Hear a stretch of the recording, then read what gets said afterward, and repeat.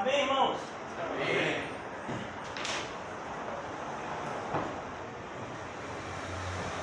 Amém, graças a Deus. Vamos abrir as nossas Bíblias em Mateus 25. Eu com muita saudade. Tem muito tempo que eu não falto um dia e ontem eu precisei estar em casa. Que maravilha estar aqui com os irmãos hoje à noite. E enquanto eu meditava na companhia do Senhor, o Senhor me levou à reflexão nessa passagem que nós vamos meditar nessa noite. E esse é aquele tipo de passagem na Bíblia que quanto mais a gente lê, mais a gente vê a necessidade de estudar. Porque existem muitas passagens da Bíblia que talvez você não se identifique. Talvez você leia determinadas passagens e você diga que não tem muito a ver com a sua história. Mas essa passagem especial, Mateus 25, 31 ao versículo 46, é um relato do próprio Senhor Jesus a respeito de um dia onde todos os seres humanos se apresentarão diante dele. Então uma passagem da Bíblia que com certeza fala de você. Aqui nós vamos perceber que nem todos, infelizmente, vão estar na presença de Deus como salvos. Foi inclusive meditando nessa passagem que eu vi que eu estava errado. Eu, naquele afã, os primeiros anos, os primeiros meses de evangélico, muitas pessoas vinham e diziam: todos os caminhos levam a Deus. E eu ficava no meu íntimo: não pode. O Senhor Jesus disse que Ele é o caminho, a verdade e a vida, e ninguém vem ao Pai a não ser através de mim. Mas Jesus estava falando ali do caminho de salvação. Realmente, o caminho de salvação é só por meio da pessoa de Cristo. Mas todos os caminhos levam a Deus. Todos os caminhos vão levar até esse dia. O ateu vai estar aqui, a pessoa que é do candomblé, a pessoa espírita, a pessoa que é hinduísta, o islâmico, todas as pessoas vão estar aqui nesse grande dia. As pessoas do falso evangelho vão estar aqui, todos vão estar aqui. E esse é esse tipo de passagem que nos faz refletir a respeito da seriedade que nós temos que levar a nossa vida enquanto cristãos. Vivemos uma experiência evangélica cada vez mais teórica, superficial e sensitiva. Teórica, porque muitas pessoas conhecem a sã doutrina, mas elas conhecem apenas na teoria. É uma experiência rasa, onde você vai ver que mesmo esses que se dizem adeptos da sã doutrina, eles não mergulham na profundidade da palavra de Deus e têm uma experiência com Deus extremamente superficial. Uma vez que para que tenhamos experiência com Deus, é necessário juntarmos teoria e prática. E o que não dizer daqueles que se dizem mais espirituais e na verdade são os mais carnais, que têm uma experiência com Deus apenas sensitiva. Como foi o culto? Eu me arrepiei todo. O culto foi muito bom, eu caí, eu levantei. Teve uma revelação assim. Foi uma experiência demais. Foi algo assim, muito maravilhoso. As pessoas não usam adjetivos assim. Você pensa assim, mas e aí, como foi? Você e Deus, o que foi que esse culto gerou em você? Nada.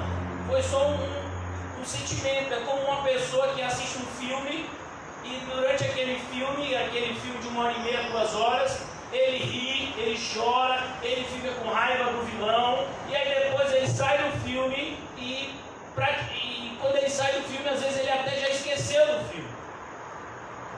Muitas pessoas têm essa experiência com Deus, na igreja. É uma experiência apenas sensitiva. Eu me sinto bem na igreja. Que bom que você se sente bem na igreja. Mas no dia que você não se sentir bem na igreja, é para você estar aqui também. Eu me sinto muito bem quando o irmão José prega, sim, mas no dia que você não se sentir bem quando ele pregar, aí é que você tem que estar lá mesmo. Não é o que você sente que conta. Mas infelizmente nós temos vivido dias assim, aonde, como eu vou dizer, todo o retrato da igreja evangélica atual é apenas o fato de um diagnóstico que há muito já havia sido dado pela Bíblia. E nos últimos tempos, muitos apostatariam da fé. Nos últimos tempos, e principalmente para nós, enquanto pregadores da palavra de Deus, para nós, enquanto servos de Deus, eu quero incluir todos vocês, até as crianças devem servir a Deus também. Nós, cada vez mais,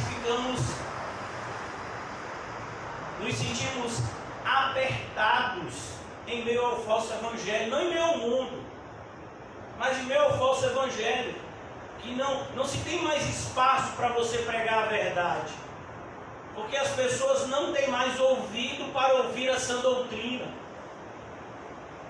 e de repente ela vem para uma igreja como essa, e basta apenas um culto para ela entender que o lugar dela não é aqui, porque ela não quer nada com a Bíblia, e muito menos com uma experiência viva e real com o Senhor.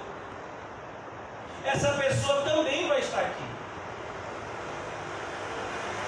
Sabe, quando a gente fala determinadas coisas no púlpito e parece que a gente está sendo duro demais, não, irmãos, não é para ser duro, é para ser sincero.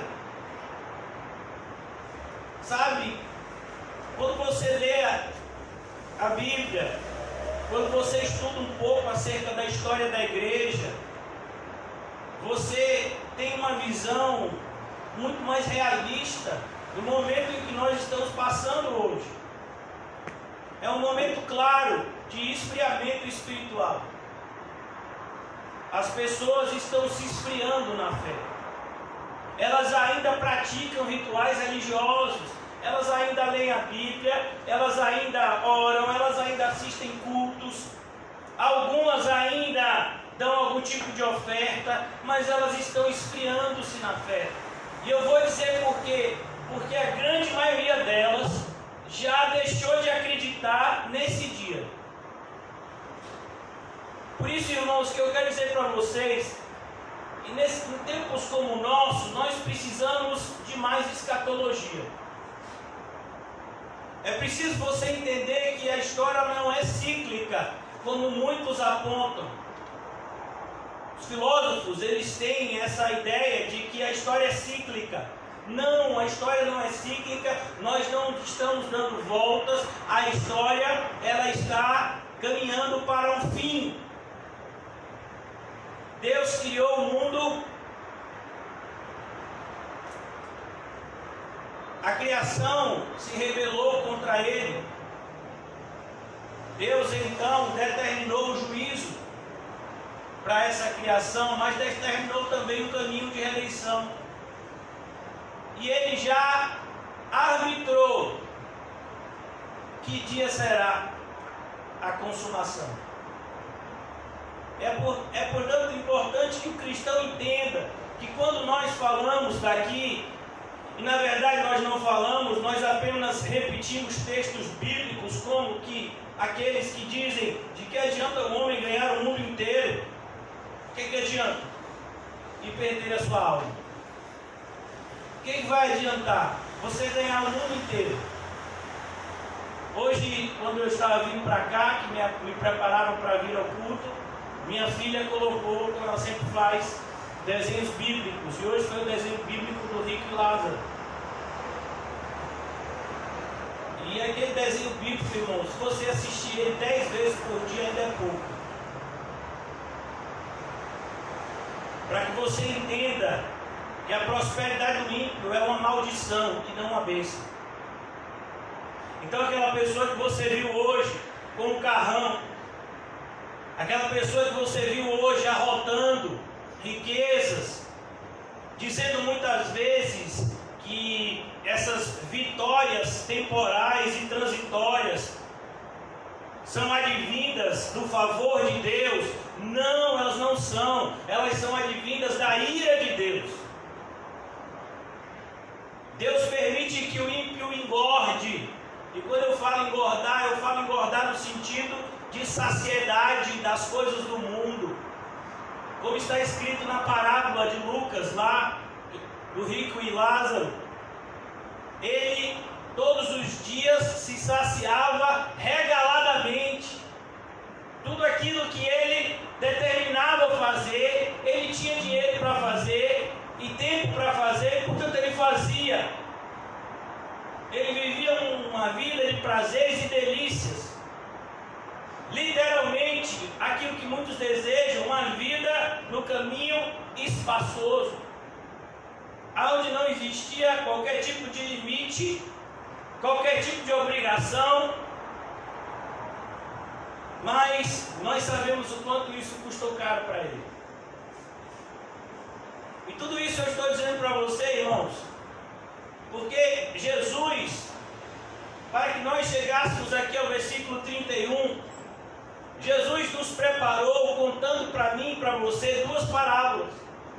Ele contou a parábola das 10 virgens, que fala justamente de pessoas que estão dentro da igreja, de pessoas que muitas vezes se questionadas acerca do seu credo, eles vão dizer: eu sou evangélico, eu acredito no evangelho, eu acredito na Bíblia, eu gosto muito de orar, eu sou uma pessoa que tem intimidade com Jesus.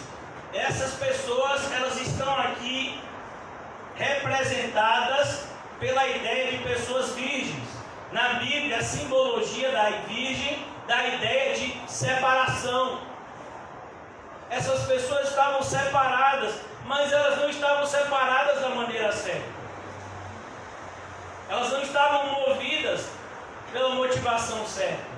A gente vai ver que isso não é algo novo, isso vem desde o princípio. Aqui a gente vai ver a mesma proporção do primeiro culto. O primeiro culto a Deus tinha duas pessoas, Caim e Abel. Aqui nós vemos aqui uma representação de um culto com 10 mulheres, 5 prudentes, 5 imprudentes. Qual a característica das imprudentes? Elas não entraram nas bodas. Muitos me dirão naquele dia: Senhor, Senhor. Por que você está me chamando Senhor se você nunca me obedeceu?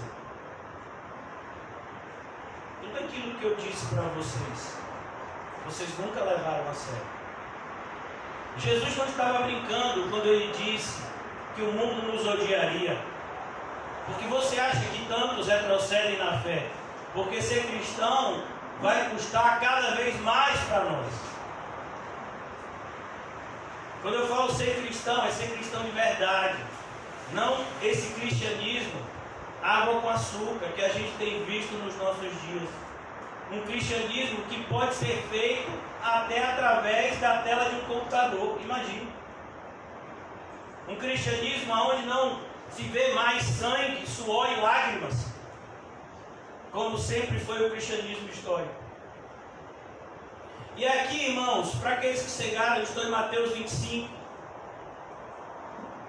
Jesus conta outra parábola, a parábola dos talentos, logo depois da parábola das 10 virgens, os versículos 14 ao 30. E Jesus fala a respeito de um senhor que, Mateus 25, viajou e deixou os seus servos, cada um deles com talentos. A um ele deu 5, a outro ele deu 2, a outra ele deu 1, e ele deu uma ordem também: negociem. Negociem. E quando ele volta, desses 3 servos, apenas 2 de fato obedeceram a ordem dele, negociaram aqueles talentos e ganharam mais talentos, e isso agradou o seu Senhor. O que Jesus está pregando para a gente aqui, irmãos? A ideia de fecundidade espiritual. Por que nós muitas vezes somos pessoas que não conseguimos evangelizar? Primeiro, porque a gente não ora. Segundo, porque a gente não tem um testemunho. Terceiro, é um livramento de Deus, porque se nós evangelizássemos as pessoas, estaríamos levando ela para caminhos tortuosos, como os nossos. Então aqui o Senhor dá esse exemplo, 2 exemplos, para que então, não mais de maneira a falar por parábola, mas de maneira direta, ele diz, versículo 31, e eu quero começar agora a exposição do texto. Quando o Filho do Homem vier em sua glória, eu quero te dizer, independentemente de você acreditar em Jesus ou não, independentemente de você acreditar na sua volta, na volta dele ou não, ele vai voltar. Jesus vai voltar. O mesmo Jesus que está vendo tudo. Ele está vendo tudo. E por enquanto ele não está fazendo nada de maneira aparente. Ele tem corrigido aqueles que são seus, e a correção que a gente mais percebe é uma correção interna. Mas o Filho do Homem, o Messias, Jesus, o Cristo, ele virá em sua glória, não mais como um carpinteiro de Nazaré, não mais como um galileu, mas ele vai vir agora como o Rei dos Reis, o Senhor dos Senhores, o Alfa e o Ômega, o princípio e o fim. Ele vai vir. E a gente não sabe quando ele vai vir. Essa é uma certeza, a incerteza da sua volta. Por isso que nós devemos estar preparados agora. Sabemos que há 2 formas de se encontrar com Jesus. Ou você se encontrará com Jesus nesse dia, de maneira direta, ou você pode se encontrar com Jesus no momento da sua morte. Você vai fechar os seus olhos e você, como diz Hebreus 9:27, o homem morrerá apenas uma vez e seguirá o juízo. A ideia bíblica, e eu quero explicar de maneira muito simples, né? Há uma espécie de antessala do céu e antessala do inferno. Vai haver um julgamento final em determinado momento da história, mas aqueles que morreram já estão no céu e já estão no inferno. É assim que a Bíblia ensina. Eu sei que muitas realidades bíblicas não são tão compreensíveis quanto a gente gostaria. E o problema não está na Bíblia, o problema está na nossa mente, que não consegue nem de perto chegar perto da mente de Deus. Quando o Filho do Homem vier em sua glória, com todos os anjos, e a ideia de anjos aqui é a ideia de mensageiros, servos obedientes, diferente dos demônios, que um dia foram anjos, mas desobedeceram e perderam o seu lugar diante de Deus. Ele vai estar aqui com os seus servos obedientes, os anjos, que não seguiram a Satanás. Ele vai assentar-se, e a ideia de assentar-se é a ideia de um rei. Naquela época, o rei, ele também era aquele que julgava as causas. Inclusive você vai ver como Salomão, no início do seu reinado, ele pede sabedoria a Deus, justamente porque ele via que um dos maiores desafios que ele iria enfrentar era justamente julgar de maneira justa, como rei de Israel, as causas que viessem diante dele. E aqui nós temos o rei justo, o juiz justo,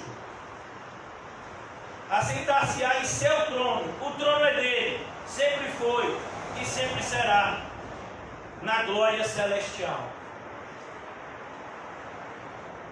E aqui, irmãos, é o que deve trazer extremo temor ao seu coração e ao meu. Não um temor de medo, mas um temor de reverência e de diligência. Todas as nações serão reunidas diante dele. Todas as nações. Independente da sua etnia, da sua língua, da tonalidade da sua pele, independente dos seus costumes, independentemente do continente que você mora, você vai estar reunido diante dele. Hoje, por exemplo, nós temos 7 bilhões de habitantes vivendo no planeta Terra. Mas se você for contar todos os habitantes que já viveram, esse número é muito maior. E todos vão estar diante dele. Talvez para você e para mim esse seja um cenário impossível. Talvez seja para mim e para você um cenário inimaginável. Por quê? Porque nós somos pessoas limitadas. E normalmente nós criamos um Deus limitado, que faz coisas limitadas. Ah, não, será que Deus pode fazer isso? A pergunta não é essa, a pergunta é: será que Deus quer fazer isso? Pois o Deus verdadeiro, ele é onipotente. Ele faz o que quer, quando quer, do jeito que quer, na hora que quer, com quem quer. É isso que é ser Deus, de acordo com os padrões bíblicos. E se você acha que Deus está invadindo o seu livre-arbítrio, eu quero te dizer que o seu livre-arbítrio não existe. Nunca existiu. Para aqueles que são filhos de Adão, nós já nascemos inclinados a pecar. A única escolha que a gente faz sem Cristo é: qual tipo de pecado nós iremos cometer? Então aqui ele diz: todas as nações serão reunidas diante dele. Mas e os islâmicos, que hoje em dia representam mais de 1 bilhão de pessoas, chegando perto a quase 2 bilhões de pessoas, a religião que mais cresce no mundo, de maneira assustadora, é a religião islâmica. Eles estão próximos de chegar nos anos que nos seguem a 2 bilhões de pessoas, que seria o nome de cristãos, mas aí somando católicos e evangélicos, e a gente já sabe que católico não é cristão, mas a maioria das pessoas coloca todo mundo no mesmo pacote. Os senhores que fazem as estatísticas, que não entendem nada. Mas estou falando isso apenas para que você entenda que o islamismo está crescendo. E aí 2 bilhões de islâmicos, eles vão estar aqui. E na Índia, um país de mais de 1 bilhão de habitantes, nós temos lá como a principal religião o hinduísmo. Eles vão estar aqui também. Na China, eles têm lá as religiões lá, espiritualistas dele, budismo, shintoísmo, confucionismo, eles vão estar aqui também. Todos eles estarão aqui. Todos eles vão estar diante de Deus. E aqui é que começa o problema para muitos que se dizem evangélicos hoje. E ele separará umas das outras. Esse é o momento da separação. Até o último dia, você olha, por exemplo, no nosso país, aonde dizem os estatistas, aqueles que fazem as estatísticas, nós temos quase que 40 milhões de evangélicos. Aí eu pergunto: aonde, meu filho? Se a gente tiver 40, já vai ser muito. 40 milhões. Onde é que eles estão? Porque a ideia de evangélico traz uma pressuposição de você ter o evangelho como meio de vida. Então a pressuposição é conhecer o evangelho e viver o evangelho no seu dia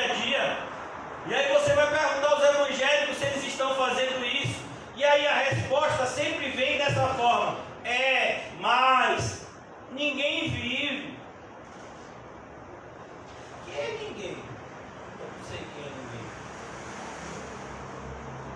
Todas as pessoas vão estar diante do Senhor e Ele conhece cada uma delas. Com certeza não vai ter ninguém nem alguém. Vai ter pessoas que têm nome, data de nascimento e data de falecimento. Todas as nações estarão reunidas diante dele e ele separará umas das outras. Ele vai separar. Você vai perceber, por exemplo, que o apóstolo Paulo via Demas como cooperador durante muito tempo do seu ministério. Se não fosse a experiência do apóstolo Paulo sendo preso em Roma e condenado na grande perseguição de Nero, na década de 60, talvez ele ficasse enganado por Demas ainda mais tempo.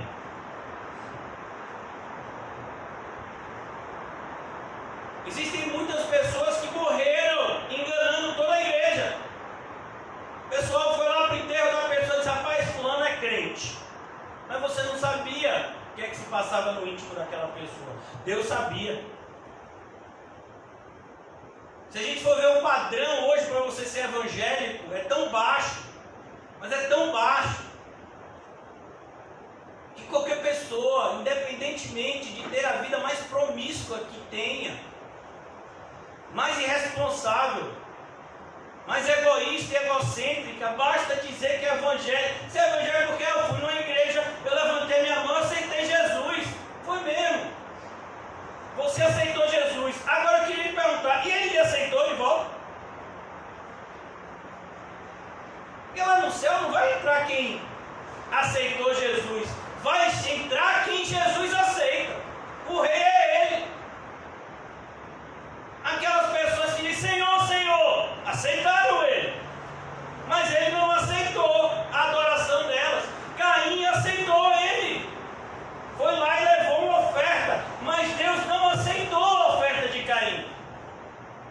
Ananias e Safira trouxeram uma parte da venda que fizeram de uma propriedade, mas Deus não aceitou aquele tipo de oferta.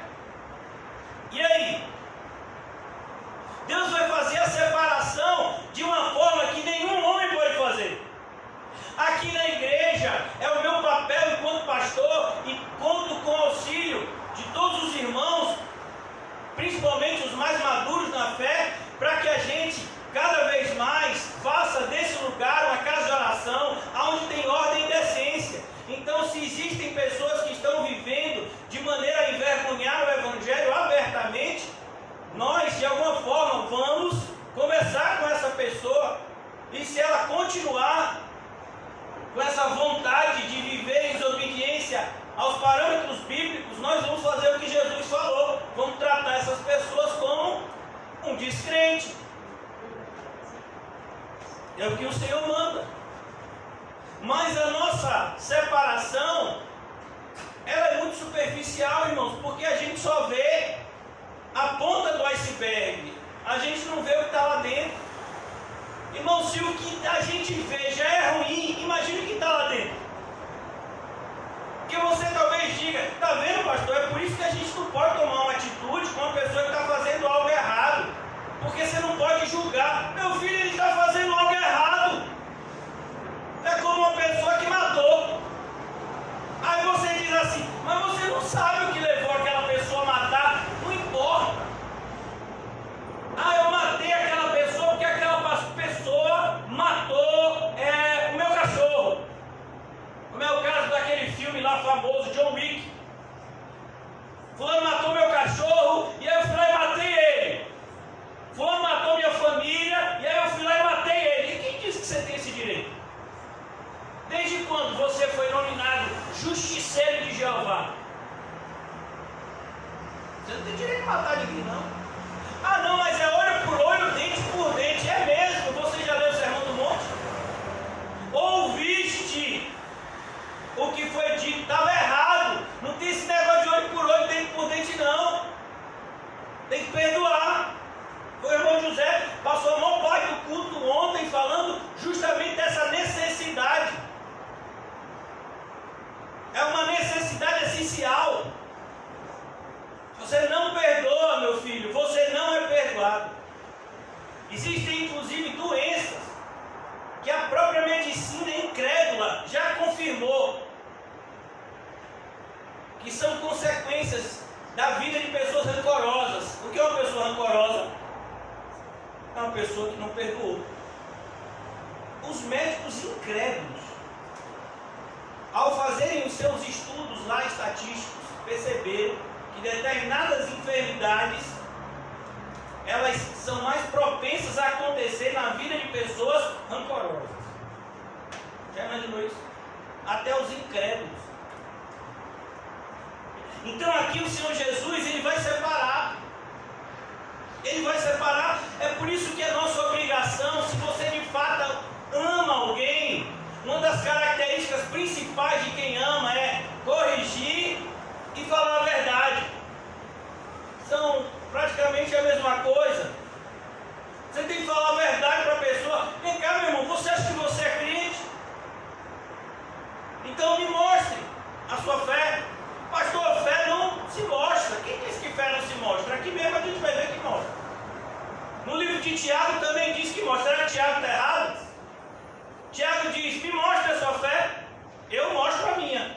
Ele disse que a fé dele ele podia mostrar. O apóstolo Paulo também mostra a fé dele, como nós já lemos 2 de Coríntios. Tantas vezes ele vai mostrar seu testemunho pessoal que evidencia a vida de fé que ele vive. Então, irmãos, eu quero que você julgue a si mesmo nessa noite, antes que Deus julgue a você. Porque se você julgar a você mesmo nessa noite, você pode se arrepender. Mas nesse dia aqui não vai ter mais tempo para arrependimento.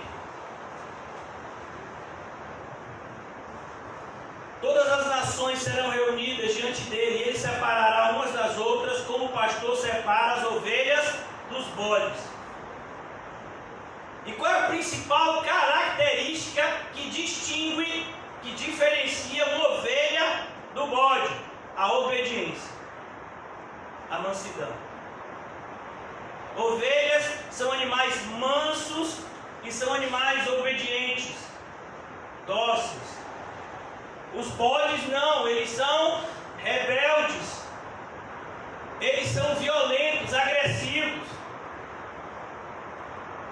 E é o que você vê hoje em dia na igreja, quando o pastor prega alguma coisa que desagrada os ouvintes, olha o bode,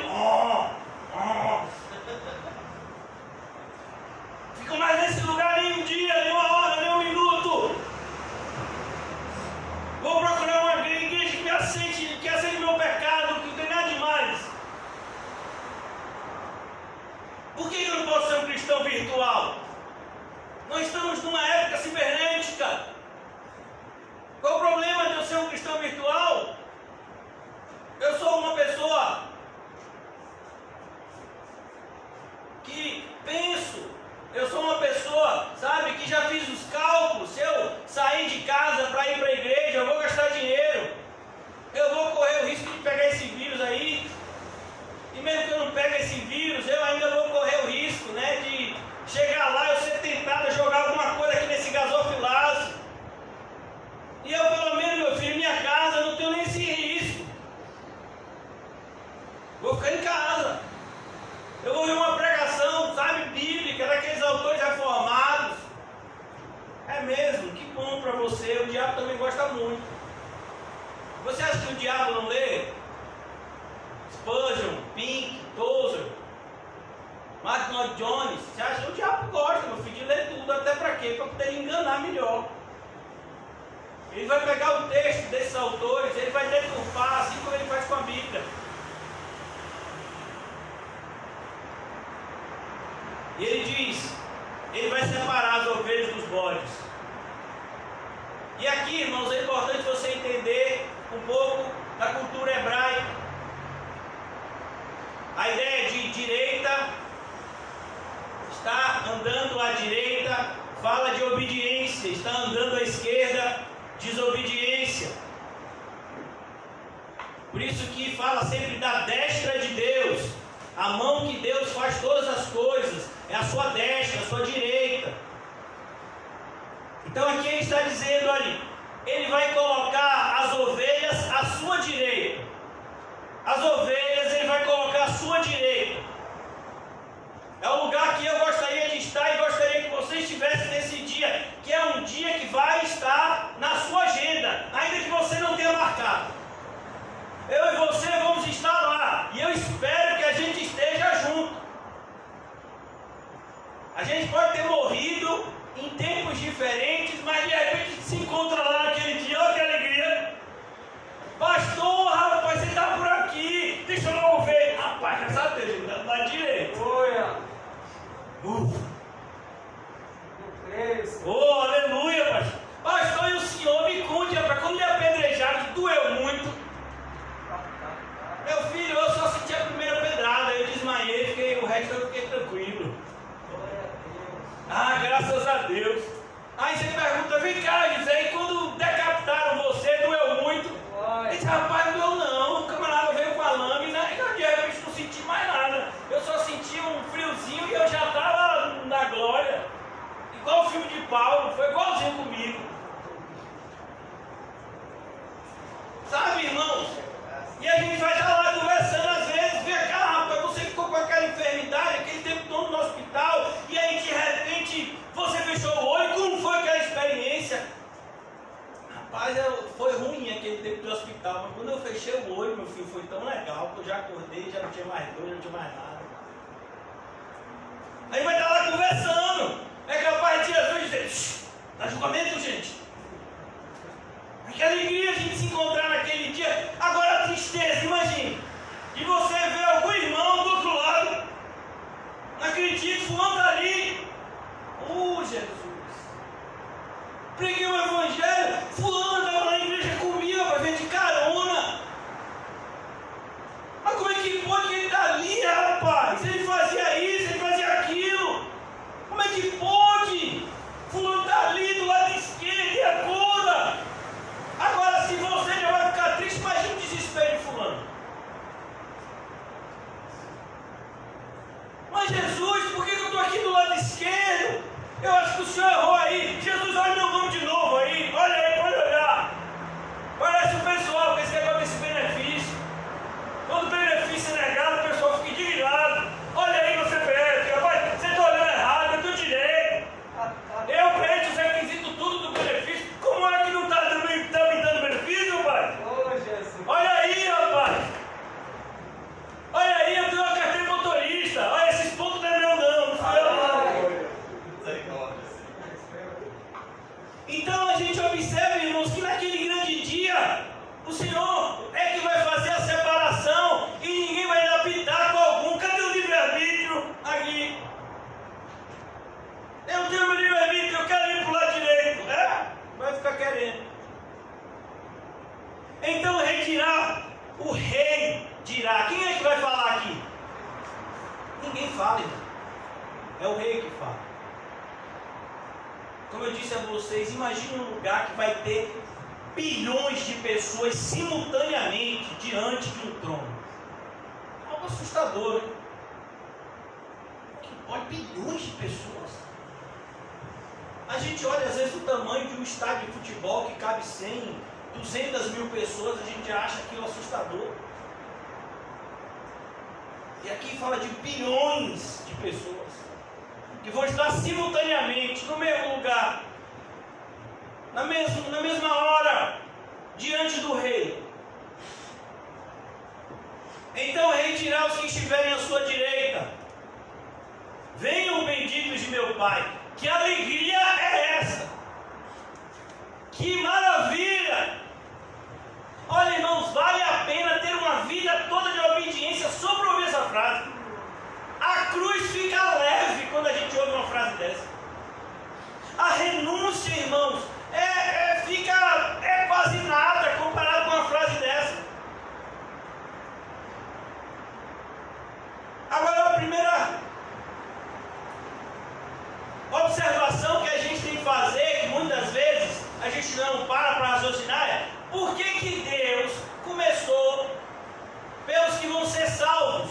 Porque os que vão ser salvos vão participar do Por isso que ele começa pelos salmos. Oh, você está salvo, venha pular daqui. De alguma forma a gente vai participar do juízo. Como o apóstolo Paulo fala em uma das suas cartas: não sabeis vós que julgarão aos anjos? Será que vocês não têm sabedoria para julgar os problemas da igreja? Precisa um irmão ir contra outro irmão na justiça ímpia. E aqui ele diz: por isso essa justiça de Deus começa primeiro por aqueles que vão ser salvos. Venham benditos de meu Pai, recebam como herança. Irmãos, o que você faz para receber a herança? Nada, você só recebe. A herança é um direito dos filhos, não é assim? O pai ou um morto que deixa bens, quando ele morre, ele faz com que aqueles que têm direito recebam os bens que ele deixou. E quem foi o morto nesse caso? Jesus, que morreu e ressuscitou. Na sua morte ele conquistou os méritos que nos qualificam para essa entrada triunfante aqui. Mas não nos qualifica apenas para entrar no céu, mas para viver uma vida na terra que evidencia que nós somos do céu. A salvação, ela sempre vem com outro S de santificação. Todo aquele que Deus salva, ele santifica. E ele santifica de forma visível, como essa luz que nos ilumina, como o som, como o sal que saboreia, que dá sabor a um alimento. E aqui ele diz: venham benditos de meu Pai. Você já se imaginou ouvindo essa frase? Toda vez que você estiver achando sua vida difícil, que a sua esperança estiver quase se esvaindo, comigo é quase todo dia, você tem que se lembrar dessa frase. Vai valer a pena. Vale a pena arrancar o olho, se o olho tem nos feito pecar. Vale a pena cortar a mão, se a mão tem nos feito pecar. Vale a pena nos afastar daquele falso irmão, por mais que a gente goste dele. Vale a pena se afastar dele, porque as más companhias corrompem os bons costumes. É importante que a gente entenda que tudo aquilo que fazemos aqui é uma plantação para esse grande dia. Venham benditos de meu Pai, benditos de meu Pai. E aqui você vai ver o pronome possessivo meu. Se lembra do que Jesus falou quando ele estava orando? A oração intercessória do Senhor Jesus, que está somente no Evangelho de João, salvo engano, capítulo 17. Ele diz: olha, Pai, eu não oro pelo mundo, eu oro por aqueles que do mundo o Senhor me deu. Por quê? Porque são teus. Pessoas que foram compradas, pertencem àquele que os comprou pelo sangue. Benditos de meu Pai, recebam como herança o reino. Olha que coisa maravilhosa. O que você vai receber como herança? O reino. Sabe, aqui, irmãos, é um paralelo que completa Apocalipse 21. Em Apocalipse 21, João está descrevendo também essa entrada. Venham, entre no reino. Imagine aquela grande porta de ouro sendo aberta para você entrar. E você meio sem graça. Eu vou entrar num lugar desse? Tão maravilhoso que não existem palavras em nenhuma linguagem humana, independentemente da linguagem, inglês, francês, português, latim. Não existem palavras em nenhum tipo de linguagem humana que possa traduzir a sublimidade do céu. Mas ele está dizendo: entrem no reino que lhes foi preparado. Você já imaginou um lugar que o próprio Deus preparou para você? Às vezes, né? Não sei, os irmãos que tiveram experiência de ter uma casa, e aí você pega uma planta e a pessoa diz: ó, sua casa vai ficar assim, ó. São 2 quartos, um banheiro, uma sala, uma cozinha, e ela mostra um desenho para você. E aí de repente você entra naquele lugar e você acha aquele lugar tão maravilhoso, é a sua casa, o lugar que você vai passar lá um tempo com a sua família. Agora imagine um lugar preparado por Deus. A gente percebe que os arquitetos, os engenheiros, os construtores, né, os pedreiros, eles conseguem construir construções tão bonitas, tão aconchegantes. Imagine uma construção, imagine um lugar onde o arquiteto e construtor é o próprio Deus. E ele diz que está preparado.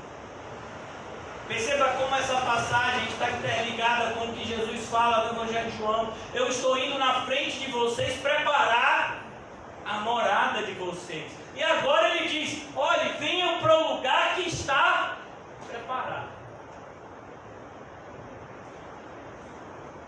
Maravilhoso pensar nisso. Toda vez que você estiver achando sua vida muito difícil, entenda, tem que ser difícil.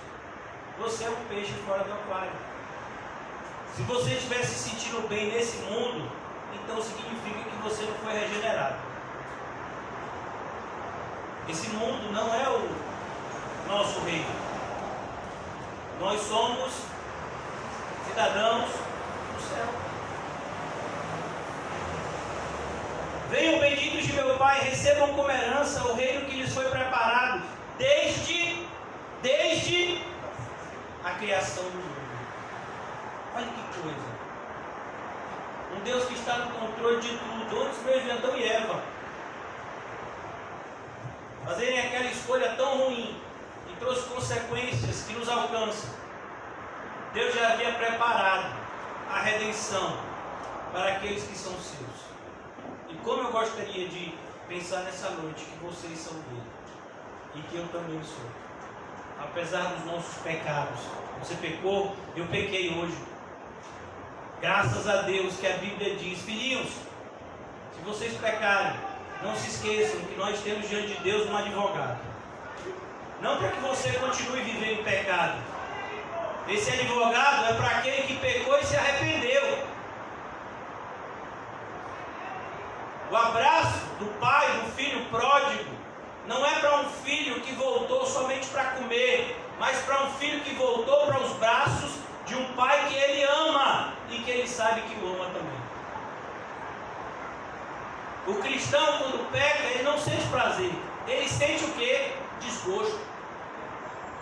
Eu não sei se é assim com você. Quando você faz alguma coisa que não é de acordo com a palavra de Deus, o que é que você sente? Nojo. Quem aqui já pisou em vidro mole? Eu aprendi essa expressão há pouco tempo, eu não conhecia não. Uma pessoa uma vez falou: eita, eu acho que eu pisei no vidro mole. Aí eu falei assim: gente, vidro mole, o que é isso? Aí me disseram que é cocô, né? Principalmente cocô de cachorro, de animal assim, chama de vidro mole, né? E aquilo fica impregnado no seu sapato, né?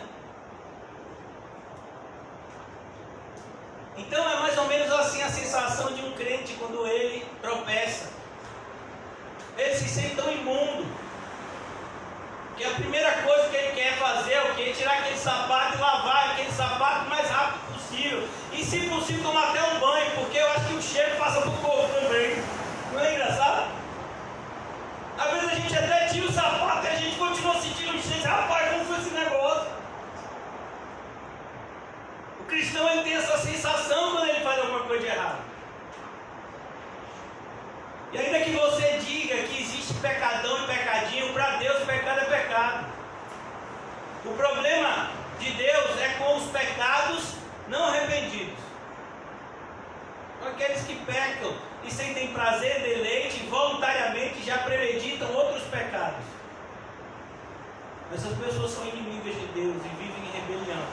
questão que nós vimos aqui, os bodes. E aqui Jesus agora vai dizer por que essas pessoas receberam esse tratamento tão maravilhoso. Venham benditos de meu Pai, entrem no reino que está preparado para vocês desde a criação do mundo. Aí ele vai dizer agora o motivo. E é isso que é mais assustador. Porque Jesus deveria dizer aqui, porque vocês creram em mim e se arrependeram genuinamente. Por isso eu estou de braços abertos para receber vocês. Mas eu posso afirmar a vocês, irmãos, que muitas pessoas podem dizer que creram verdadeiramente, que se arrependeram verdadeiramente, mas a vida delas não demonstra isso. O que Jesus está nos mostrando aqui, irmãos, em Mateus 25, é o mesmo princípio que ele usa na conclusão do Sermão do Monte, em Mateus capítulo 7. Logo depois de expor as verdades do reino, em Mateus 5 e 6 e 7 também. No final do capítulo 7 ele diz, tem aqueles que ouvem e praticam, e aí ele está dizendo ali, esses são salvos. Tem aqueles que ouvem e não praticam, esses não são salvos. Então aqui ele está dizendo justamente isso. Pois eu tive fome. Sabe, irmãos, qual foi a última vez que você se preocupou com outra pessoa? Que não fosse um parente seu, que não fosse uma pessoa que você tem algum tipo de vínculo? Qual foi a última vez que você se preocupou em conhecer os seus irmãos de igreja? Se preocupou com os problemas que eles passam? Eu fico triste porque parece para algumas pessoas que só existem eles. No mundo, ninguém tem problema, só eles têm. Nós temos orado, irmãos, por Dylan, nós temos orado pela irmã Osana, nós oramos pela irmã Gisele, que está em Tucuruí, no Pará, com a sua filha. Ela gostaria muito de estar aqui conosco, e já está inclusive planejando a viagem dela para cá. Mas essas pessoas não têm problemas maiores do que os nossos. Eu quero que isso fique bem claro. Às vezes fica parecendo que o problema dessas pessoas é maior. Não! Eu tenho muito medo de que essas pessoas pensem que o problema delas é maior. Não, não é. A gente ora porque a nossa função é orar pelos doentes. Principalmente essas pessoas que estão com doenças graves. Então a gente ora. Traga aqui a causa aos líderes, e a gente como igreja vai ter uma oração, no momento da nossa oração comunitária, a gente vai apresentar a vida dessas pessoas, mas às vezes dá um entendimento equivocado para alguns que não são tão estudiosos da Bíblia quanto deveriam, que o problema dessas pessoas é maior. Não, não é. E pode dar um entendimento errado, inclusive para essas pessoas.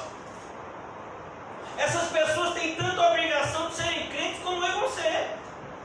O fato de elas estarem passando por essas dificuldades não concede direito a elas de desobedecer nenhum princípio bíblico. A mesma graça de Deus que nos alcança, alcança essas pessoas também e concederá a elas força e fé para superarem cada um dos seus obstáculos, independentemente de qual obstáculo e do tamanho dele. Então aqui ele está dizendo, olhe, eu tive fome. E aí, meu irmão, você está se preocupando com alguém além de você? Ah, pastor, eu quero logo falar para o irmão Augusto que se qualquer pessoa que não está vindo para os cultos ligar para você e disser, eu estou aqui com uma doação para a igreja, vem aqui buscar em minha casa, você não vai não, Augusto. Se a pessoa quiser, ela vem para o culto e ela traz. Porque se não estão ofertando seus próprios corpos, a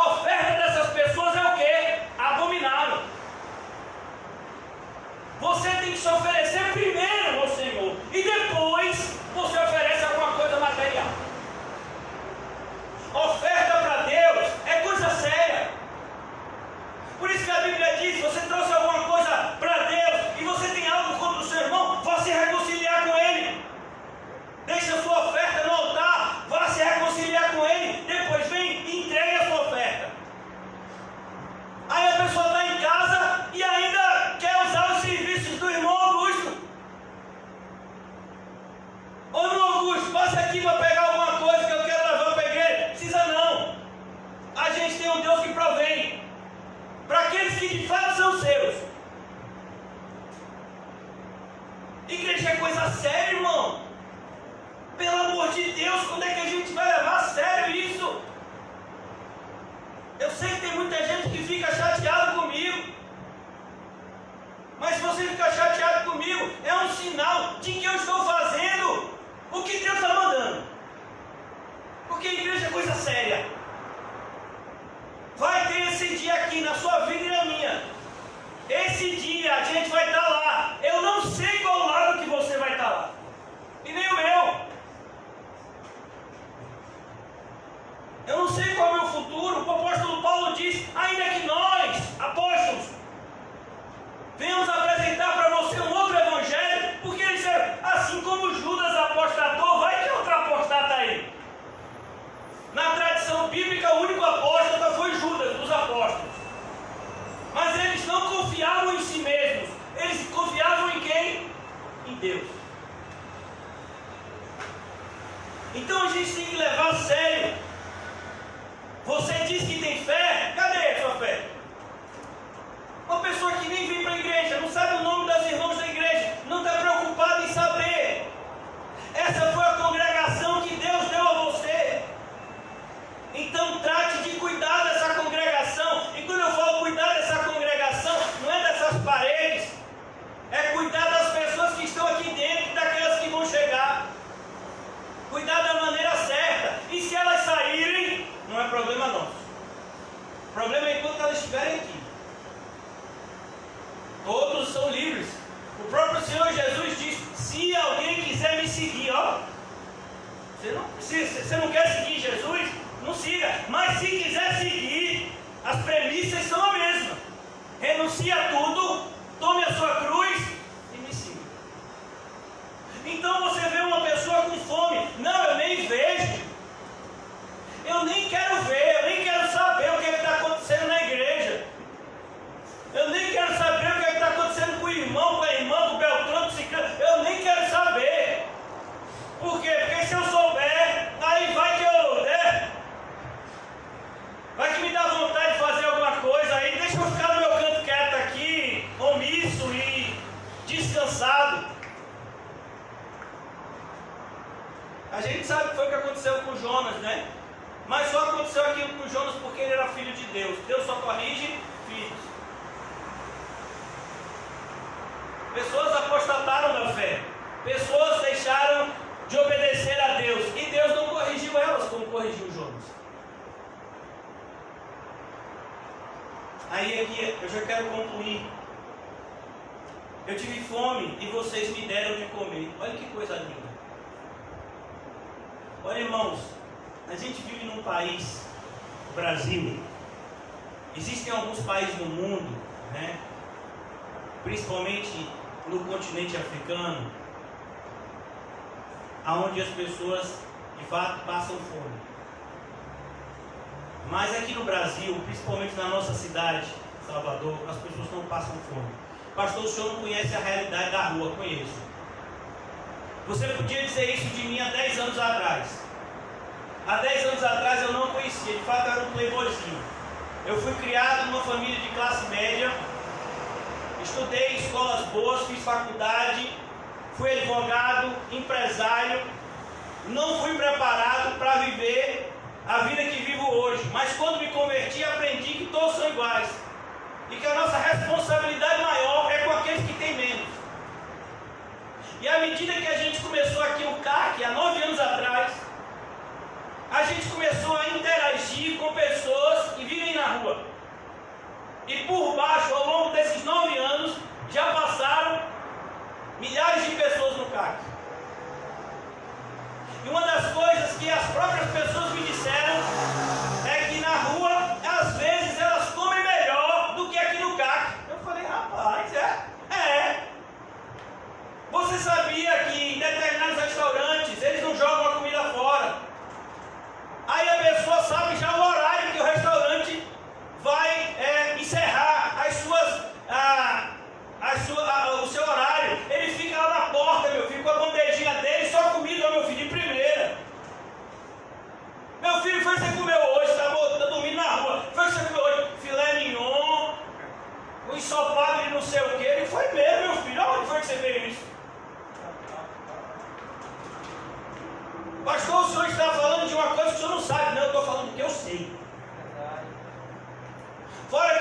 dia nós tem aqui na prefeitura um programa aí que se a pessoa ficar no albergue, ainda recebe dinheiro para aluguel. Você já imaginou?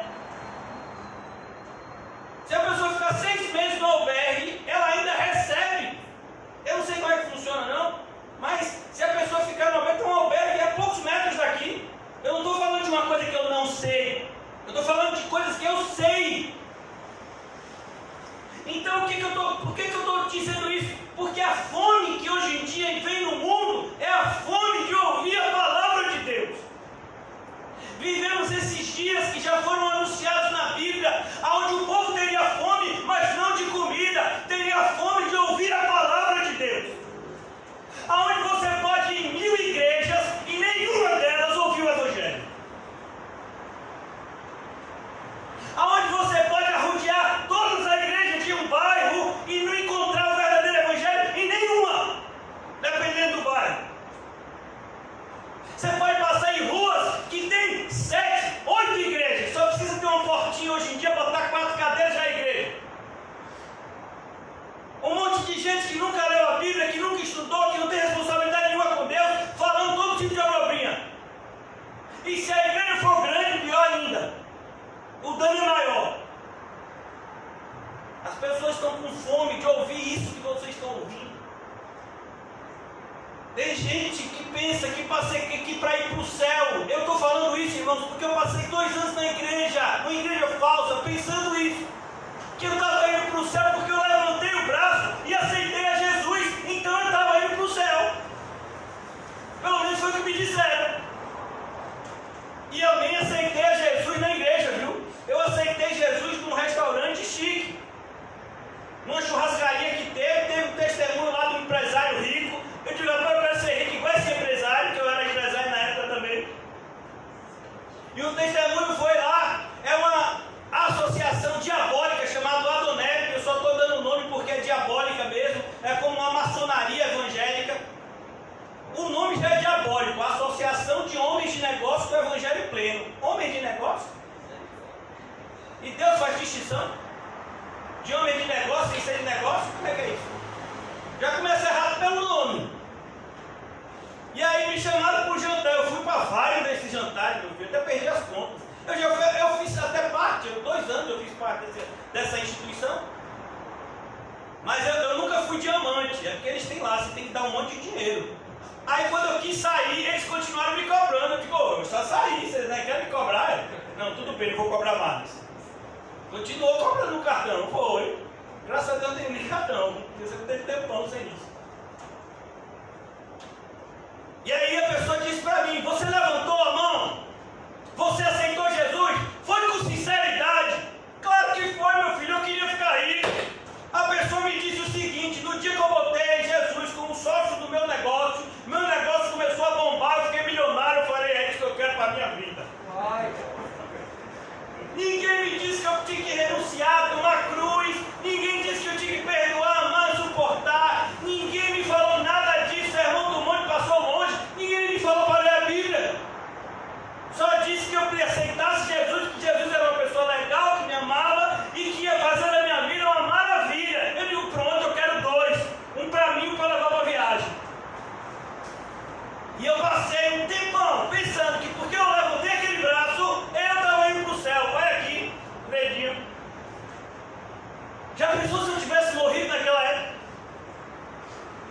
Olha do lado esquerdo. Não, está errado. Primeiro que quem está errado se acha sempre certo, né? Você já viu isso? No trânsito, meu filho, o que mais briga é o que está errado. Pode ter certeza, quando você vê uma pessoa assim dizendo que é o que está errado na história. Então a pessoa está lá, e eu chego, imagina, 10 anos atrás eu não fosse o Evangelho, a pessoa lá, você está condenado, por que eu estou condenado? Aceitei Jesus, pergunte a Jesus, sou amigo dele, ele é meu sócio na minha empresa. Aí Jesus vai dizer, e olhar para mim e dizer, eu não lhe conheço, como o senhor me conhece, Jesus? Eu aceitei o senhor, que negócio é esse?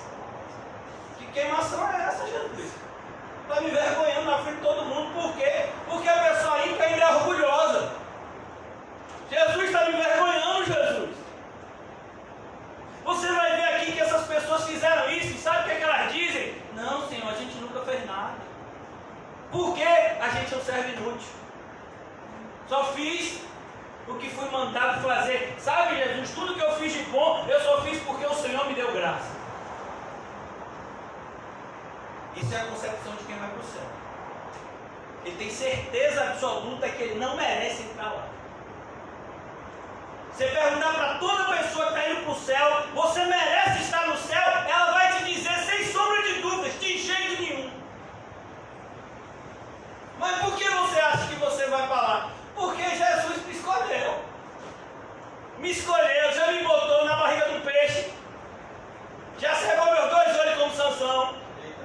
Já botou até escama no meu olho como de Saulo. Rapaz, Jesus tem feito umas coisas comigo. De vez em quando eu fico jururu e ele vai lá e olha, serpentes abrasadoras. Aí eu olho para a serpente de bronze. E ele vai me corrigindo. E ele quer dizer que você vai para o céu porque Jesus joga duro com você? É. Porque ele só está fazendo isso porque eu sou filho. Se eu não fosse filho, a minha vida estava muito melhor do que 10 anos atrás. Quando eu era um empresário rico, que tinha toda a possibilidade de ser ainda muito mais rico. E aí Deus mudou minha vida por completo. E eu aprendi isso. A conhecer as pessoas, principalmente aquelas que têm menos. E a tratar elas bem, com respeito e com amor. Amém. Porque se você tem mais do que elas, significa que você inclusive tem mais obrigações do que elas em ajudá-las. Por isso que se alguém destratar alguém por mais pobre que a pessoa esteja, na minha frente não vai fazer isso não. Principalmente na igreja.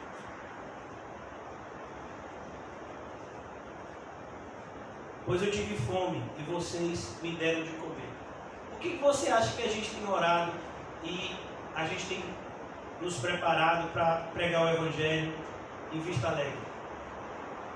Porque a gente sabe, não só pela boca do irmão, mas a gente sabe que o pessoal de lá tem fome de ouvir a palavra de Deus. Talvez no dia que a gente esteja lá fazendo o evangelismo, a pessoa diga: eu nunca ouvi isso. Isso eu nunca ouvi. Eu nunca vi uma igreja que fizesse essas coisas. Vocês têm conchavo com que partido político? Nenhum. Vocês pedem quanto de dinheiro? Nada. E por que vocês estão pregando o evangelho aqui pra gente? Porque é a nossa obrigação.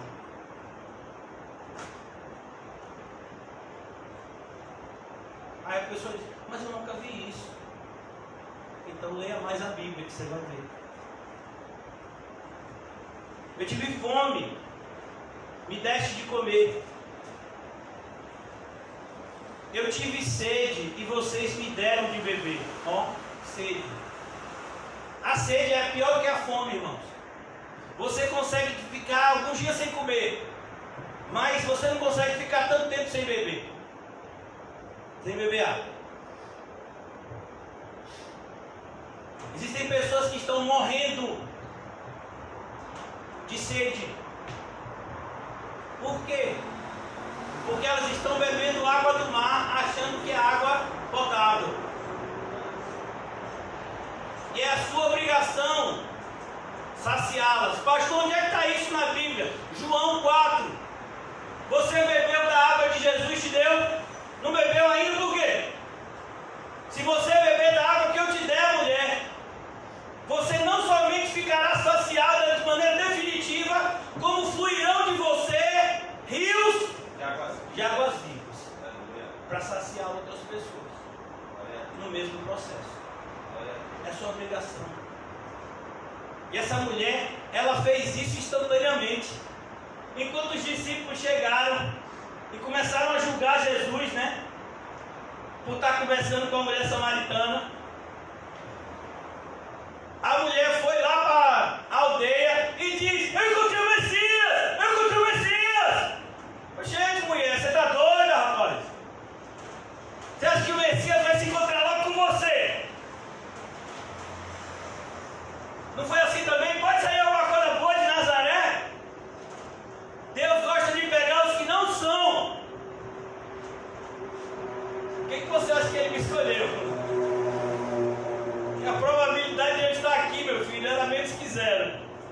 estatística. E aquela mulher vai lá, e toda a aldeia quer ouvir Jesus.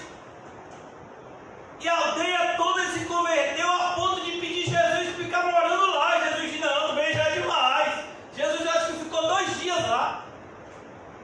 E aí, eu também preciso pregar em outros lugares. Irmãos, se você entendesse o conflito que existia entre judeus e samaritanos e ver o amor dessa aldeia de samaritanos por Jesus, você vai dizer, isso é milagre. É claro que é milagre. Toda conversão é um milagre. Ainda mais uma conversão em massa como essa. É assim que vai acontecer em Vista Alegre. Irmão Fábio vai ficar perplexo. Meu Deus, eu nunca imaginei. Eu pensei, sinceramente, pastor, que o pessoal ia dar uma pedrejada em José. Mas o pessoal está aqui dizendo, irmão Fábio, eu quero ir, eu preciso ouvir mais disso, irmão Fábio, quando é que vai ter outro negócio desse? Irmão Fábio, vamos orar. Se você quiser ir, fique tranquilo, a gente freta um ônibus. O irmão Calmon vai dirigindo, que ele tem carteira A, B, C, D, F, G, H, Y, Z.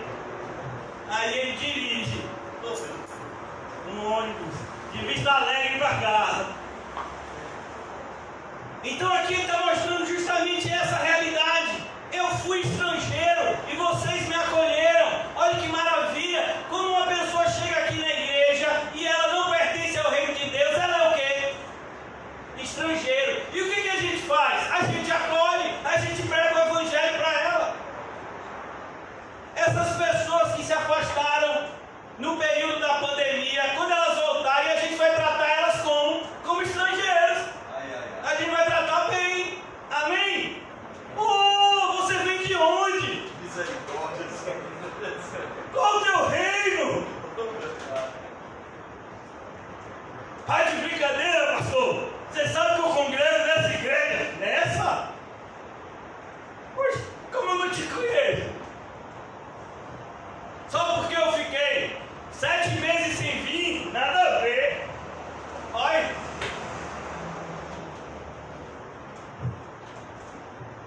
Ah, Deus. Acolha as pessoas. A pessoa diz que quer ir para o culto, leve. A pessoa diz que quer ouvir o evangelho, ou você fala. Mas pastor, eu já falei umas 20 vezes. Meu filho, não importa.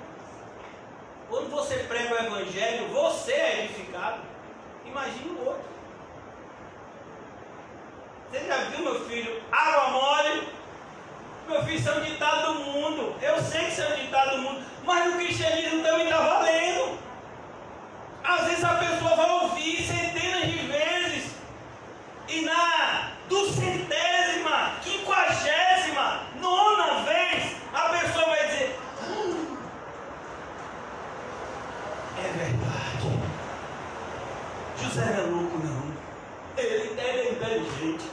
Ele é sábio. Eu ficava achando que ele fazia assim com a cabeça. Mas aquele negócio da cabeça dele eu vou fazer também. Vou ver se dá certo. Que eu quero ser crente. Crente, eu quero ser esse caminho, o único caminho. Oh, Jesus! Oh, rapaz, eu falei isso para você já umas 300 vezes. E você está percebendo isso agora. É. A regeneração é uma obra sobrenatural de Deus. Um dos maiores evangelistas da história da igreja foi um homem chamado George Whitefield. Ele era da Inglaterra, mas ele, naquela época já era difícil, ele chegou a atravessar o Atlântico várias vezes para pregar nos Estados Unidos. Ele foi o primeiro dos pregadores a pregar ao ar livre, mas não porque ele não pregava na igreja, mas principalmente por conta da aglomeração que se formava para ouvir ele pregar. Imagine, ele pregava sem microfone, para pessoas, às vezes, para um número cerca de 30 mil pessoas. E teve uma época que ele ficou em um mesmo lugar durante um tempo, e ele pregou 3.000 vezes João 3. Você já imaginou isso? 3.000 vezes. Aí perguntaram: pastor George Whitefield, quando é que o senhor vai parar de pregar João 3 quando vocês nascerem de novo? Percebeu, irmãos? Não é quando a gente quer. Não depende de quem quer e nem de quem corre, mas de Deus. Rapaz, eu estou evangelizando tal pessoa já tem uns 10 anos. Ó.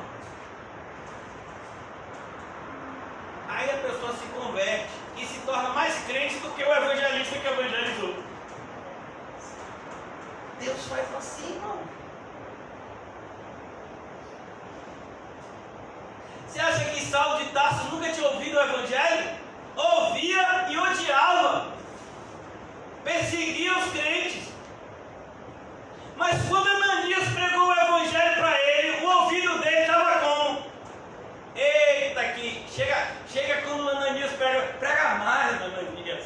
E Ananias diz, Saulo, estou um pouquinho cansado. Eu estava aqui já com as canelas aqui doendo de correr de você. Mas eu quero ouvir mais. Mas Saulo, antes você odiava ouvir de Cristo, agora você só quer ouvir dele. Pegue o evangelho, irmãos. Acolhe as pessoas. Quem vai fazer a separação? Por isso que eu digo, aquelas pessoas que se afastaram, estão querendo voltar para a igreja, não fique com medo de mim não, vou tratar vocês super bem, ó, mensagem para você. Estou quase parecendo câmera, né? Aquele pastor que prega, né, na televisão, né? Não, mensagem para você. Não fique com medo de mim, eu não mordo. Agora apareça, né? Mas não mordo, não. Vou tratar você tão bem. Vou tratar você bem como estrangeiro. Vou tratar você com todo carinho, vou te evangelizar de novo. Nada, varão, agora eu não volto mais. Só não volto se for orgulhoso. Agora eu tenho que voltar se não sou orgulhoso. Ele pastor me deu um checkmate. Eu não, foi Deus. E vocês me acolheram. Necessitei de roupas e vocês me vestiram. O que a gente precisa vestir as pessoas fora a roupa física? Você precisa apresentar essas pessoas a justiça de Deus que nos reveste. O apóstolo Paulo já nos ensinou sobre isso em 2 Coríntios. Nós não desejamos de ser despidos, mas sermos revestidos da justiça de Cristo. Mostre para essas pessoas, mostre para todas as pessoas que você tiver oportunidade, que elas não precisam mais se esconder atrás dos arbustos e nem cozinhar folhas de figueira, como fizeram Adão e Eva. Elas podem se apresentar diante de Deus com um arrependimento sincero, e Deus providenciará roupas para ela, como o filho pródigo. O que foi que o pai do filho pródigo disse? Pega a melhor roupa do meu armário e veste o meu filho. Agora antes dá um banho nele, daquele bem dado. E o mais lindo que eu acho aqui, eu estive enfermo e vocês me cuidaram. E vocês cuidaram de mim. Quem cuida de quem nesse Covid? Pergunta a José, quem quis cuidar dele? Teve cristão que dava a paz do Senhor a 5 km de distância. Para você escutar a paz do Senhor tinha que ser por walkie-talkie, por binóculo. Paz do Senhor, varão! Para não pegar o Covid, né? Quando o irmão José estava de Covid. Quando o irmão Quinho estava de Covid, meu filho, olha, já tinha passado o Covid do irmão Quinho, já tinha umas 2 semanas. O pessoal ainda ficava no bairro. Tá barreado, tá barreado, tá barreado. Não ande com o Quinho não, rapaz. Irmão, se a pessoa está doente, você tem que ajudar.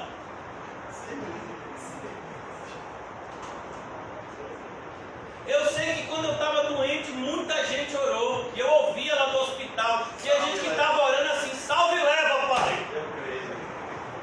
Aí teve uma oração mais poderosa, que foi do irmão José. Uma oração sincera, de contrição. Ele disse, Senhor Jesus, eu não tenho condição. Eu não tenho condição de pregar todo dia. Eu já estou quase morrendo. Traz esse infeliz de volta. Em nome de Jesus. Deixa o pulmão dele procurar depois, mas traz ele.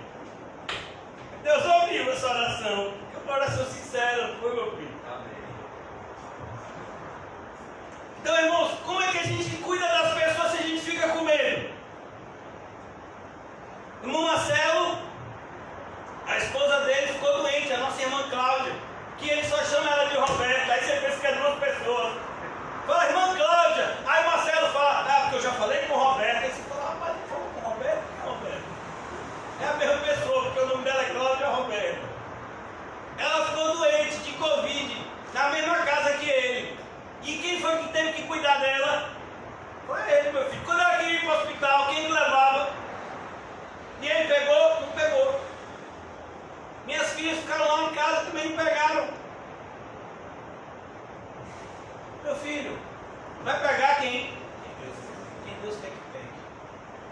cientistas sabem, porque em algumas pessoas é mais agressivo do que em outras. Por exemplo, pergunte ao irmão Pio e ao irmão José, o que foi que eles tiveram? Nada, meu filho, a única coisa que deu neles foi fome. Os cientistas estão querendo estudar, porque eles sabem que o Covid tira o paladar e o olfato. Eles dizem que paladar e olfato. Eles sabem, tudo é o cheiro. Ele tá chegando, ó, pão e carne. Eita Deus. Tá chegando açaí. É. Tá chegando, açaí, é. Eles ficaram doentes, Roquinho ficou doente também, não foi, Roquinho? Mas Roquinho ficou com umas dorezinhas, não ficou? O irmão Fábio e a irmã Gisele sentiram umas dorezinhas também, né? Eu acho que quem teve o caso mais grave da igreja aqui fui eu, né? É porque é vaso ruim, é assim mesmo. Misericórdia. Quando o negócio pegou em mim, meu filho, passei logo no hospital. E já disseram logo pra mim, ó, 70% pulmão comprometido, a probabilidade de você ser entubado é grande. Vá se despedindo logo, eita Deus. Passa o celular, tira a roupa, bota no negócio, você nem sabe se vai voltar pra sua casa. Eu fico olhando assim, sai, Satanás. Tem gente que trabalha na área de saúde que é emissário do diabo, meu filho. Não vai ver, não. Mas eu passei 3 dias, eu acho que foi baixonas. 3 dias e 3 noites. Aí Deus disse, sai feliz, daí vá trabalhar. E você sabe como foi que eu saí do hospital? Sozinho, andando. Por quê? Porque a pessoa que disse que ia me pegar não estava lá. Agora eu vejo paciente que tem que ficar esperando, eu fui sozinho, saí andando para minha casa. Depois no caminho eu estou me arrependido. Porque eu caminhei 100 metros, parecia que eu tinha caminhado uma maratona. Eu estava com 70% do meu pulmão comprometido. O hospital ficava a cerca de 500, mais ou menos 600 metros da minha casa. Pense que ficou longe. Mas é para você aprender, irmãos. Quando alguém estiver doente, não fique com medo de ficar doente também, não. Mas a doença é contagiosa, mas e daí? Tome os cuidados para não se contagiar. Mas saiba que é sua obrigação cuidar do seu irmão. É sua obrigação. Cuidar. Jesus curou um leproso tocando nele. Ele precisava tocar? Jesus precisava tocar em alguém? Jesus curou gente dizendo, olha, pode ir, já está curado, sem nem chegar perto da casa. Imagine. Naquela época, tocar no leproso era um escândalo.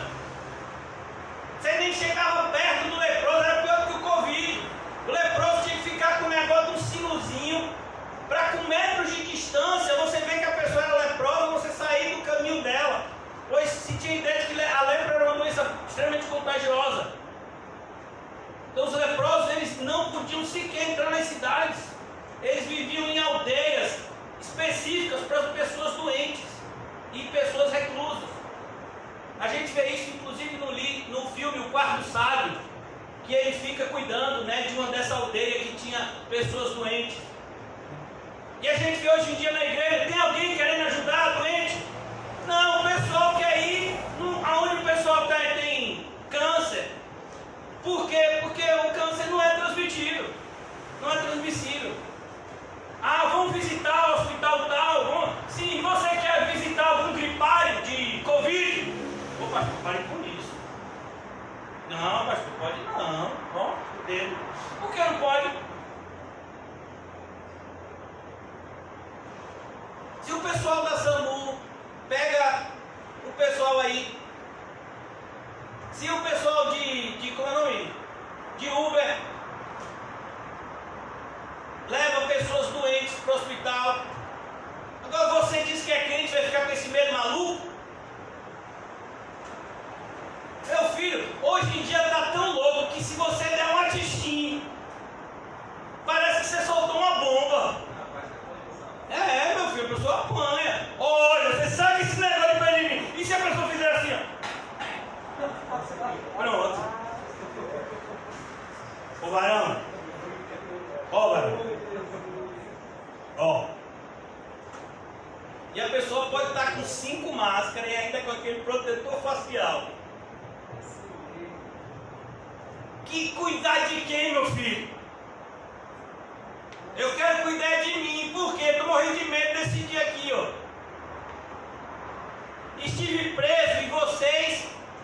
visitá-lo. As pessoas estão presas, irmãos. Isso aqui não é para você visitar uma prisão, não, viu? Isso não está nada dizendo para você visitar a prisão de Salvador aqui. Ah, nós temos um evangelho, nós cumprimos isso aqui porque nós evangelizamos presos. É mesmo. Então você nem entendeu o texto. Sabe o que ele está falando aqui? Ele está falando de irmãos. Jesus já sabia o que ia acontecer. Quando você se dizia cristão naquela época, você era o quê? Preso. E você preso, eu já disse a vocês, nessa época, em grande parte de prisões, e principalmente dependendo do seu crime, nem alimentação você recebia, nem roupa, nem nada do império. Então quem é que tinha que levar as coisas para você? Os seus amigos, os seus familiares. Mas havia um problema. Se você fosse na prisão, levar comida e roupa para um crente, a probabilidade de você ficar preso era grande. Porque a pessoa ia dizer: vem cá, você quer visitar quem? Quinho, Antônio Carlos. Vem cá, você quer visitar aquele cristão? Aquele evangelista que quando fica me evangelizando faz assim com a mão? Você acreditar ele, né, rapaz? Pois é, pode levar roupa para ele, porque você vai ficar lá junto com ele, não vai sair mais. Então, quando alguém, nas igrejas, antigamente, na época das grandes perseguições, se escolhia um irmão da igreja, normalmente era aquele que tinha mais fé, levantava-se donativos, e aí aquele irmão ia levar ajuda, porque a probabilidade dele ficar lá era grande. Quem assistiu Paulo, o apóstolo de Cristo? Foi o que aconteceu com Lucas, que foi ajudar Paulo. Ficou lá dentro, meu filho. E só não morreu no contexto do filme porque ele ajudou a filha lá do dono do prefeito da prisão. Então aqui está falando no contexto de irmãos, não no contexto de você evangelizar pessoas que muitas vezes já ouviram o evangelho e já preferiam uma vida de criminalidade. A gente vai pregar para essas pessoas sem problema, mas não é o que esse texto está falando. Você pode dizer: pastor, a gente tem que pregar a toda a criatura. Claro, inclusive as pessoas que estão nas prisões, concordo. Vamos pregar, vamos planejar, vamos orar, principalmente vamos orar. Pedir direcionamento de Deus. Mas esse texto não está falando disso. Esse texto está falando de quem estava preso por causa de Cristo. E quando você fosse visitá-lo, não é evangelizá-lo, é visitá-lo. Olha o texto aqui: estive preso e vocês me visitaram. Não evangelizou. Por que não precisou evangelizar? Porque era irmão. Ele estava preso porque era crente. Pedro foi preso, Paulo foi preso. Pedro foi crucificado na Via Ápia. O apóstolo Paulo foi decapitado num período de tempo muito próximo da morte de Pedro também. E tantos outros cristãos foram presos nessa época e mortos.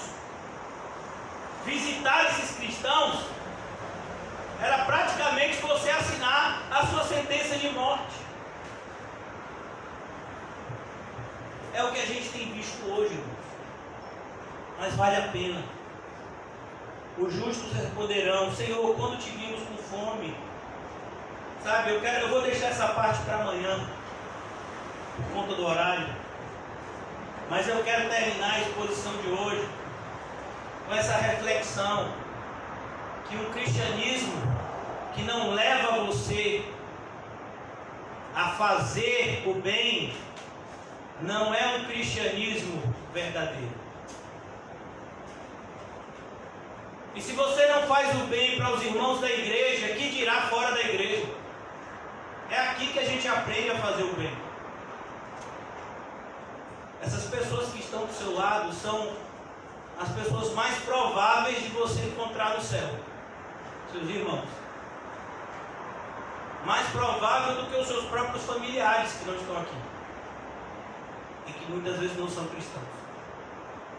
Por isso que Jesus disse: os meus parentes são aqueles que ouvem e obedecem à voz do Pai que está no céu. Em uma das suas cartas, o apóstolo Paulo diz: faça o bem a todos, mas primeiramente a quem? Primeiramente a quem? aos da fé. É o que a gente está fazendo hoje.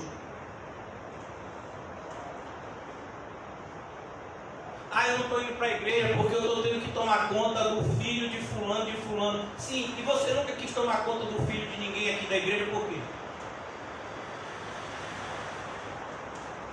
Por que você nunca quis tomar conta do filho de ninguém?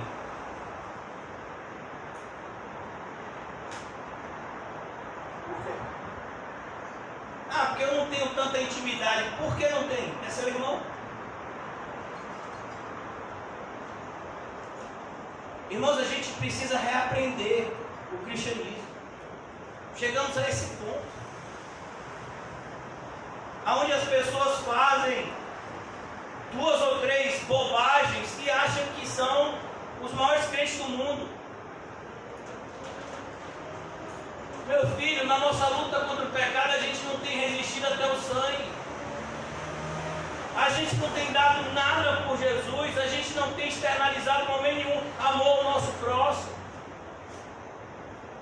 Eu não estou falando isso no sentido ofensivo, irmãos, mas eu estou falando isso como um despertador, para que você desperte, eu também, do sono.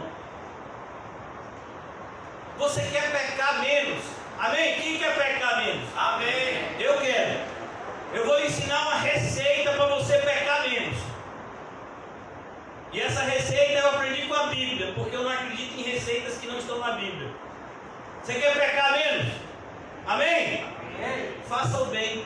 Glória a Deus. Porque não tem como você fazer o bem e o mal simultaneamente. A gente só consegue fazer uma coisa por vez. É como, por exemplo, você quer parar de pensar em coisas ruins? Leia a Bíblia. Porque você não vai conseguir pensar em 2 coisas ao mesmo tempo. Ou você pensa nas verdades que Deus está te apresentando na Escritura, ou você pensa nas coisas ruins que o mundo te apresenta. Você quer aprender a andar de maneira correta? Ande com os sábios, e você será sábio. Mas se você andar com os tolos, você será tolo. A Bíblia deixa de maneira muito clara, irmãos. O evangelicalismo de hoje está reprovado. Tem se cumprido sobre nós uma verdade das Escrituras muito temível.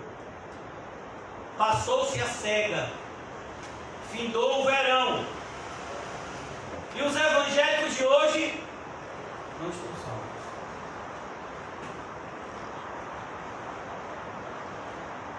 A minha filha me contou de maneira bem bonita um vídeo que eu acho que foi o irmão José que colocou no grupo, daquela indiana que foi perseguida. Você viu o que é ser cristão para aquela menina? Ela tinha quantos anos? Isso, era uma mulher. E viu o marido ser morto. Provavelmente tinha família também. Rejeitada por sua família. E aí? E você acha que você tem alguma desculpa aqui para dar? Meu filho, você tem que fazer isso aqui e ponto. Você olha para uma pessoa como Barnabé. Barnabé, o que você tem? Rapaz, tem um campo. Mas eu não vou mais usar esse campo, porque Deus tem me chamado para ser missionário. E eu creio que Deus vai me sustentar como missionário. O que foi que ele fez? Ele vendeu o campo. Ele não deu o dízimo não, ele deu tudo. Isso é ser crente. O que foi que o apóstolo Pedro renunciou? Tudo. Ele tinha a empresa dele. O que foi que aconteceu com a empresa dele? Fechou. A empresa de Pedro, quem era? Pedro e André. Cadê a empresa? Não tem mais. E o que foi que aconteceu com o autor desse evangelho? Mateus. O nome de Mateus qual é? O nome judaico de Mateus? Levi. Ele tinha um emprego bem legal e que pagava muito bem. Ele era cobrador de impostos. O que foi que aconteceu com ele? Não tinha mais aquele emprego. E a gente olha hoje para o cristianismo. Se você tiver qualquer gastozinho, se você trouxer qualquer risco para a sua vida. Rapaz, pastor, eu estou evitando sair na igreja porque esse tempo está frio. Você está evitando para a igreja porque o tempo está frio. Ô pastor, estou evitando para a igreja porque esse tempo está quente. Pega um ônibus, parece que você está no horizonte. Pastor, estou evitando para a igreja porque está chovendo. Pastor, estou evitando para a igreja porque está ventando. Pastor, estou evitando para a igreja porque não está ventando e eu fico com calor quando eu fico sentado no banco da igreja. Meu filho, desculpa, não vai voltar. Por isso, cuidado. Naquele grande dia, as desculpas não colam. Sabe por quê? Porque naquele dia não vai ter advogado de defesa. Advogado de defesa a gente tem agora. Naquele dia, o advogado de defesa vai se transformar em advogado de acusação e juiz. Ele mesmo é que vai acusar. Mas você teve tantas oportunidades. Eu dei para você tantas oportunidades. Por isso que a gente tem que pensar, irmãos. Tem que pensar de maneira muito séria. Eu quero te falar mais uma vez. Na igreja, a quantidade não é importante. O que é importante aqui é a qualidade do nosso cristianismo. E a qualidade do nosso cristianismo só possui duas qualidades, ou dois tipos. Ele é verdadeiro, ou ele é falso. Ó Pai, a começar de mim, que sou o maior pecador aqui nessa noite. O Senhor sabe que eu não tinha condições nem de pregar. Nenhuma. Mas aprove ao Senhor nos reunir e trazer a nós essa mensagem de despertamento, Senhor. Nós de antemão já te agradecemos, porque o Senhor só desperta aqueles que o Senhor quer usar, e o Senhor só usa aqueles que o Senhor quer salvar. Por isso nos ajuda, Senhor, a sairmos desse nosso encontro nessa noite diligentes com tudo quanto o Senhor tem assim nos ordenado na Tua Palavra, que possamos entender que nada e nem ninguém pode estar na Tua frente, que possamos entender, Senhor, que amar a Ti e amar o nosso próximo como a nós mesmos não é uma sugestão bonitinha que nós lemos na Bíblia, mas é uma ordenança que testifica se de fato nós somos Teus ou não. Eu oro mais uma vez, Senhor, como o irmão José ontem falou, limpa o nosso coração, Senhor, de toda a maldade, de toda a impureza, de toda a idolatria do eu. Ajuda-nos a perdoar, a amar, a suportar. E dai-nos força, Senhor, para lutar contra o pecado que tão de perto nos assedia. É o nosso encontro, Senhor. É o fim do nosso encontro na noite de hoje. Possamos ter a plena convicção de que fomos visitados pelo Senhor.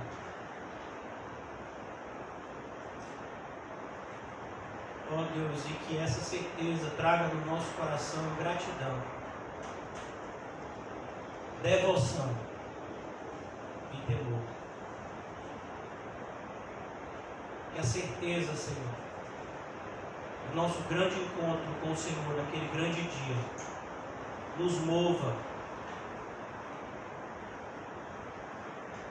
a fazer as transformações necessárias para que a nossa vida se adeque aos Teus projetos para nós. Pois nós aprendemos, ó Pai, com o Teu Filho amado, nosso Senhor e Salvador Jesus Cristo, a orar dessa forma, que seja feita a Tua vontade e não a nossa. Oramos assim, Senhor. Que seja feita a Tua vontade e não a nossa.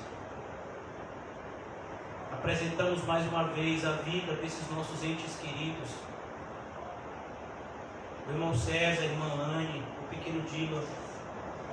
O Senhor sabe, meu Deus, das lutas que eles têm passado, tanto dentro do hospital quanto fora. Que o Senhor possa dar sabedoria e fé, para que eles possam dar um bom testemunho cristão nesse momento tão difícil.